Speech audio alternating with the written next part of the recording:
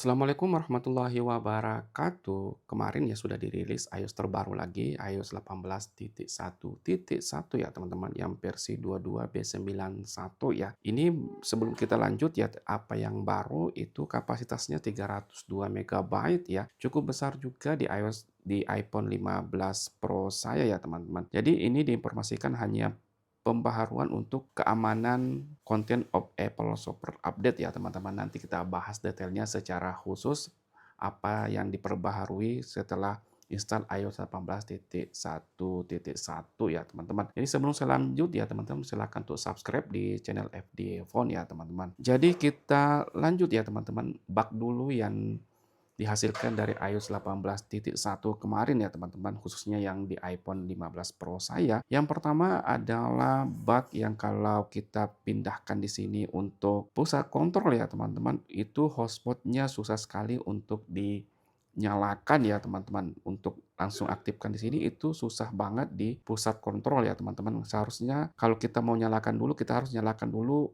ke pengaturan, kemudian kita masuk dulu ke hotspot ya teman-teman, baru aktifkan di sini, baru bisa diaktifkan di layar lagi ya teman-teman. Termasuk ribet juga kalau kita mau langsung di pusat kontrol, kita mau nyalakan, itu ribet banget ya teman-teman di iOS 18.1. Itu salah satu bug yang saya hadapi ya teman-teman. Tapi pas di iOS 18.1.1 ini, itu sudah aman ya teman-teman. Saya sudah bisa untuk aktifkan langsung di pusat kontrol untuk personal hotspot atau hotspot pribadinya ya teman-teman. Kemudian yang umum sekarang juga bug adalah masalah baterai boros ya teman-teman. Ini saya alami juga di iOS 18.1 ya teman-teman. Itu mode standby saja atau mode tidur. Seharusnya kan baterainya tidak terlalu turun drastis ya teman-teman. Tapi kalau walaupun sekarang mode tidur atau mode standby ya teman-teman, itu luar biasa borosnya. Siapa yang mengalami hal tersebut juga silakan komen nanti di kolom komentar ya teman-teman. Karena ini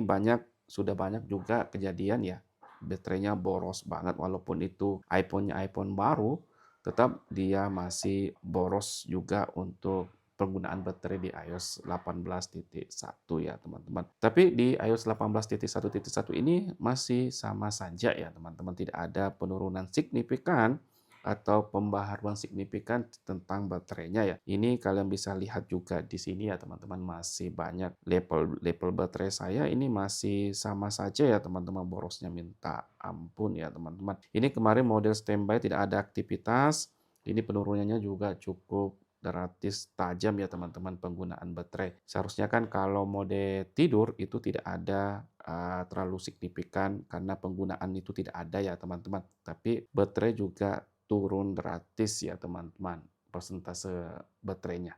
Jadi gitu ya untuk bug-nya.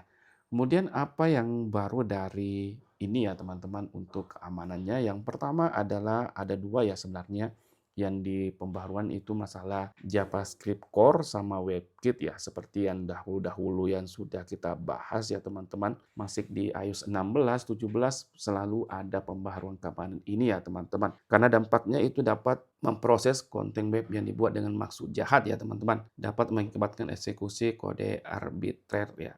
Apple mengetahui adanya laporan bahwa masalah ini mungkin telah dieksploitasi secara aktif pada sistem Mac berbasis Intel ya teman-teman. Walaupun ini yang ditujukan untuk berbasis Intel ya, Mac yang chipsetnya yang Intel, itu tidak ada kemungkinan juga pasti bisa masuk ke mungkin ke iPhone ataukah ke iPad ataukah MacBook yang R1 ya teman-teman, ataukah MacBook yang chipset dari Apple ya. Jadi itu ya, makanya ini untuk diatasi dengan pemeriksaan yang lebih baik ya teman-teman. Makanya disuruh install semua pengguna ya. Kalau WebKit-nya juga itu sama saja ya teman-teman. WebKit juga ini memproses konten web yang dibuat dengan maksud jahat, dapat menyebabkan serangan script lintas situs ya teman-teman. Apple mengetahui adanya laporan bahwa masalah ini mungkin telah dieksploitasi secara aktif pada sistem Mac berbasis Intel juga sama ya teman-teman. Jadi masalahnya manajemen cookies-nya ya telah diatasi dengan manajemen situs yang ditingkatkan ya teman-teman. Makanya kita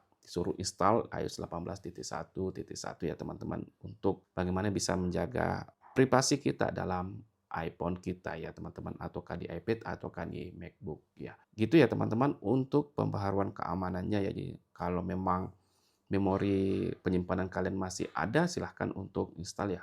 Lagian juga kapasitasnya nggak terlalu besar sih juga untuk install iOS 18.1.1 ya teman-teman. Gitu ya teman-teman, untuk informasi tambahan aja untuk iOS 18.1.1 ya teman-teman. Ya, jangan lupa untuk subscribe ya. See you next time. Assalamualaikum warahmatullahi wabarakatuh.